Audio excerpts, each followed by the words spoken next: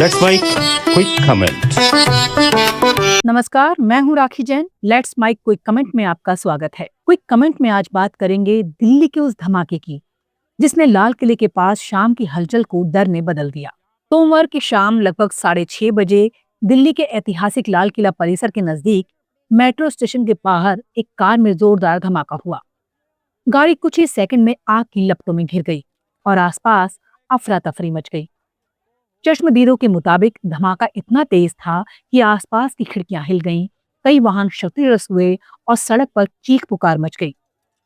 अब तक की जानकारी के मुताबिक इस विस्फोट में कम से कम 9 लोगों की मौत हुई है और दर्जनों घायल हैं।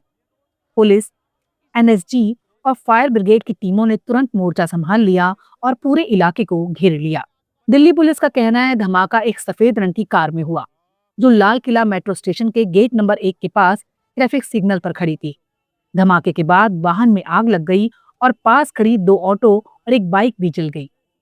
सबसे अहम बात यह है कि अभी तक ये साफ नहीं हो सका है ये धमाका किसी आतंकी हमले का नतीजा था या फिर किसी तकनीकी विस्फोट का। फॉरेंसिक टीमें जांच में जुटी हैं और गाड़ी के मलबे से हर संभव साक्ष्य जुटाया जा रहा है। दिल्ली पुलिस आयुक्त संजय अरोड़ा ने बयान जारी करते हुए कहा कि अभी तक किसी तरह के बम या विस्फोटक के सबूत नहीं मिले हैं। गाड़ी के अवशेषों में कोई पेल्ट या स्प्लिंटर नहीं मिला, यानी पुलिस इस बात से इनकार नहीं कर रही कि हमला हो सकता है, लेकिन ये भी नहीं मान रही कि निश्चित रूप से आतंकवादी वारदात थी। फिलहाल इसे संदिग्ध विस्फोट करार दिया गया है और एनआईए को भी मामले की प्राथमिक जानकारी दी गई है। केंद्रीय गृह मंत्रालय ने दिल्ली, उत्तर प्रदेश, हरियाणा और महाराष्ट्र में हाई अलर्ट घोषित किया है। सभी राज्यों से कहा गया है कि सार्वजनिक स्थलों, मेट्रो, बस अड्डों और ऐतिहासिक स्मारकों की सुरक्षा बढ़ाई जाए। लाल किला और उसके आसपास का इलाका पहले से ही संवेदनशील माना जाता है।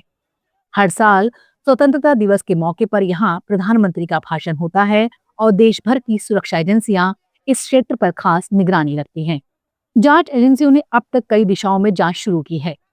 सबसे पहले उस कार के मालिक और ड्राइवर की पहचान पर। वाहन के नंबर से ये पता चला कि गाड़ी फरीदाबाद के कारोबारी के नाम पर रजिस्टर्ड थी, जो पिछले हफ्ते ही दिल्ली आया था। पुलिस ने यह भी जांच शुरू की कि गाड़ी हाल ही में किसी गैरेज या वर्कशॉप में रिपेयरिंग के लिए गई थी।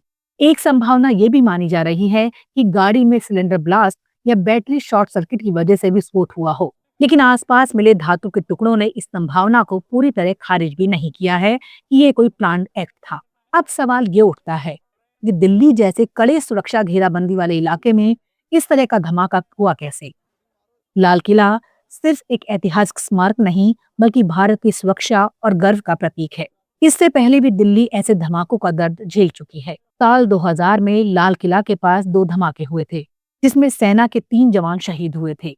2005 में दिवाली से ठीक पहले सरोजनी नगर, पहाड़गंज और गोविंदपुरी में सीरियल ब्लास्ट हुए थे। 2008 में कनॉट प्लेस और करोल बाग में बम धमाकों ने राजधानी को दहला दिया था। इन घटनाओं के बाद सुरक्षा व्यवस्था को सख्त किया गया था, लेकिन आज की घटना बताती है कि खतरा अभी भी कायम है। इस धमाके के बाद सुरक्षा एजेंसियों ने दिल्ली के बाजारों और पर्यटन स्थलों पर चौकसी बढ़ा दी है।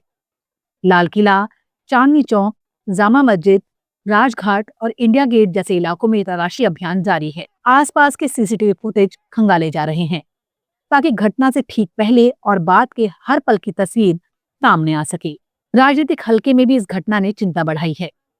विपक्ष ने सरकार से सवाल पूछा है कि जब देश की राजधानी में इस तरह की घटनाएं हो रही हैं, तो बाकी शहरों की सुरक्षा कैसे होगी? वहीं केंद्र सरकार का कहना है कि जांच पूरी होने से पहले किसी नतीजे पर पहुंचना जल्दबाजी है। क्विक कमेंट में आज बस इतना ही।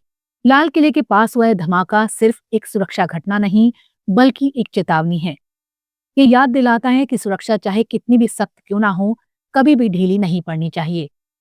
दिल्ली जैसे शहर में जहां इतिहास, राजनीति और भीड़ एक साथ मिलते हैं, हर गलती की कीमत बहुत भारी हो सकती है। फिलहाल जांच चल रही है, लेकिन देश की उम्मीद यही है कि सच जल्द सामने आए। क्विक कमेंट में फिलहाल इतना ही। देखते रहिए, सुनते रहिए लेट्स माइक। नमस्कार।